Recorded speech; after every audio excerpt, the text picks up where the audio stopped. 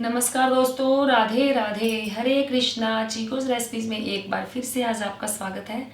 तो आज मैं आपको बताऊंगी कि कार्तिक मास में तुलसी जी की इतनी महिमा क्यों है। क्योंकि जो कार्तिक का महीना है ये भगवान श्री हरि विष्णु को बहुत ही प्रिय है। और कार्तिक के महीने में ही देवउठनी एकादशी के दिन भगवान श्री हरि विष्णु की और माता तुलसी का जो है विवाह किया जाता है। तो सबसे पहले बात कर लेते हैं कि ये तो मैं बताऊंगी कि तुलसी जी की महिमा क्या है कार्तिक के महीने में। लेकिन आप सब लोग बार बार पूछ रहे हैं कि मैम कार्तिक के महीने में तुलसी जी की पूजा कैसे करनी चाहिए।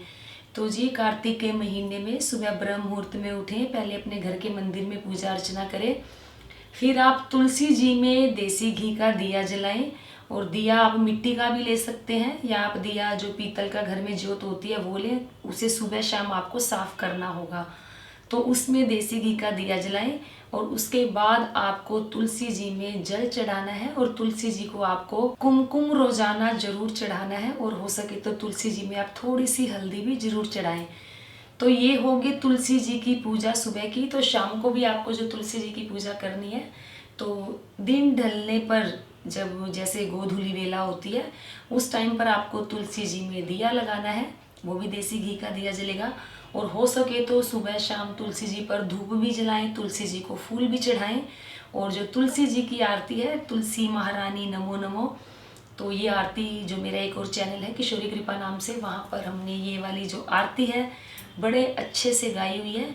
तो आप उस चैनल पर जाकर इस आरती को सुन सकते हैं। और जब भी आप आरती करना चाहते हैं तो वहाँ पर जाकर वो आरती सुन लें। और उसका जो लिंक है आपको डिस्क्रिप्शन बॉक्स में मिल जाएगा। तो सुबह शाम की आरती करें, देसी घी का दिया जलाएं और उनको धूप भी दिखा सकते हैं, टीका लगाएं कुमकुम का, हल्दी लगाएं।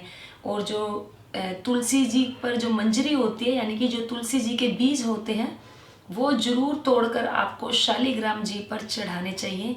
क्योंकि शालिग्राम जी पर तुलसी की जो मंजरी है वो जरूर चढ़ाई जाती है। तो अभी मैं आपको आगे सुनाऊंगी कि शालिग्राम जी की क्या महिमा है। संडे के दिन आपको तुलसी जी में जल बिल्कुल भी नहीं चढ़ाना है, दिया आप लगा सकते हैं। और रही बात तुलसी जी तोड़ने की, तो मैं तुलसी संडे के दिन तो बिल्कुल भी नहीं तोड़ी जाती है और एकादशी के दिन भी मैं तुलसी नहीं तोड़ती हूँ। लेकिन कुछ लोग ऐसे हैं एकादशी के दिन तुलसी तोड़ लेते हैं लेकिन द्वादशी के दिन तुलसी नहीं तोड़ते हैं। तो देखिए मैंने शुरू से यही देखा हुआ कि एकादशी को और संडे को तुलसी जो दल है वो नहीं तोड़ा जाता है। तो बाकी आप अपने घर में देखें, बड़ों से पूछे, जैसा वो कहें आप वैसा ही करें। तो ये है तुलसी की पूजा के नियम जो मैंने आपको बताए हैं। तो चलिए अब आपको बताती हूँ कि तुलसी जी की महिमा क्या है। ब्रह्मा जी कहते हैं कि कार्तिक मास में जो भक्त प्रातःकाल स्नान करके पवित्र होकर कोमल तुलसी दल से भगवान दामोदर की पूजा अर्चना करता है वह निश्चय ही मोक्ष को प्राप्त होता है। पूर्व काल में भक्त विष्णुदास भक्ति पूर्वक तुलसी पूजन से शीघ्र ही भगवान के धाम को चला गया और राजा चोल उसकी तुलना में गौण हो गए। तुलसी से भगवान की पूजा पाप का नाश और पुण्य की वृद्धि करने वाली है। अपनी लगाई हुई तुलसी जितना ही अपने मूल का विस्तार करती है उतने ही सहस्त्र युगों तक मनुष्य ब्रह्मलोक में प्रतिष्ठित रहता है। यदि कोई तुलसी युक्त जल से स्नान करता है वह पाप मुक्त होकर आनंद का अनुभव करता है। जिसके घर में तुलसी का पौधा विद्यमान है उसका घर तीर्थ के समान है, वहाँ यमराज के दूत नहीं जाते हैं।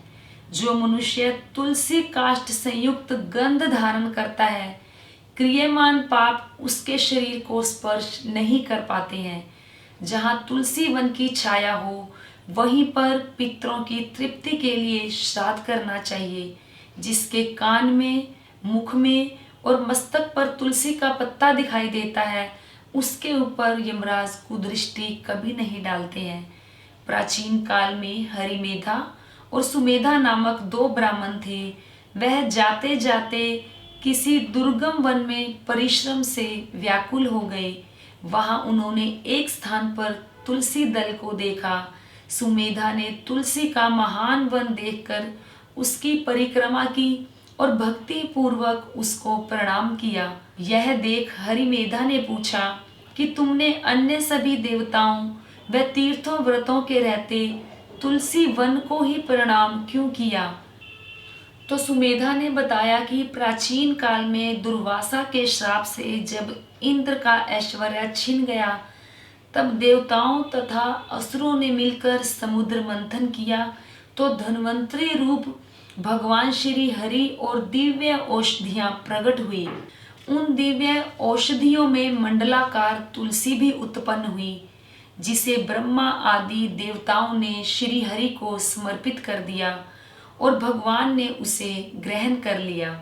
भगवान नारायण संसार के रक्षक और तुलसी उनकी प्रियतमा है, इसीलिए मैंने उन्हें प्रणाम किया है। सुमेधा इस प्रकार कह ही रहे थे कि सूर्य के समान अत्यंत तेजस्वी विशाल विमान उनके निकट उतरा। उन दोनों के समक्ष ही वहां एक बरगद का वृक्ष गिर पड़ा और उसमें से 2 दिव्य पुरुष प्रकट हुए। उन दोनों ने हरिमेधा और सुमेधा को प्रणाम किया। तब दोनों ब्राह्मणों ने उनसे पूछा कि आप कौन हैं।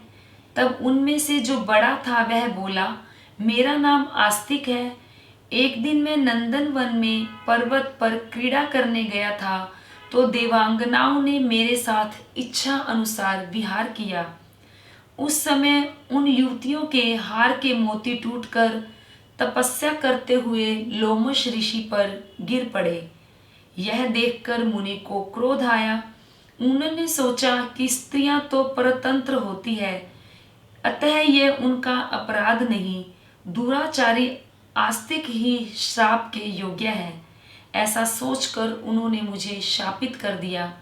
अरे तू ब्रह्म राक्षस होकर बरगद के पेड़ पर निवास कर। जब मैंने विनती से उन्हें प्रसन्न किया, तो उन्होंने शाप से मुक्ति की विधि सुनिश्चित कर दी कि जब तू किसी ब्राह्मण के मुख से तुलसी दल की महिमा सुनेगा, तो तत्काल तुझे उत्तम गति प्राप्त होगी। इस प्रकार मुक्ति का शाप पाकर मैं चिरकाल से इस वट वृक्ष पर निवास करता था। आज दैववश आपके दर्शन से मेरा छुटकारा हुआ है। तत्पश्चात वे दोनों श्रेष्ठ ब्राह्मण परस्पर पुण्यमयी तुलसी की प्रशंसा करते हुए तीर्थ यात्रा को चल दिए। इसलिए भगवान विष्णु को प्रसन्नता देने वाले इस कार्तिक मास में तुलसी की पूजा अवश्य करनी चाहिए। तो ये है तुलसी जी की महिमा कार्तिक मास में, जो मैंने आपको सुनाई। उम्मीद करती हूँ जरूर पसंद आई होगी। तो लाइक करें, शेयर करें, चैनल को सब्सक्राइब करना बिल्कुल ना भूलें। हमेशा की तरह अपने सुझाव देते रहें। आज के लिए इतना ही, फिर मिलते हैं। धन्यवाद। हरे कृष्णा।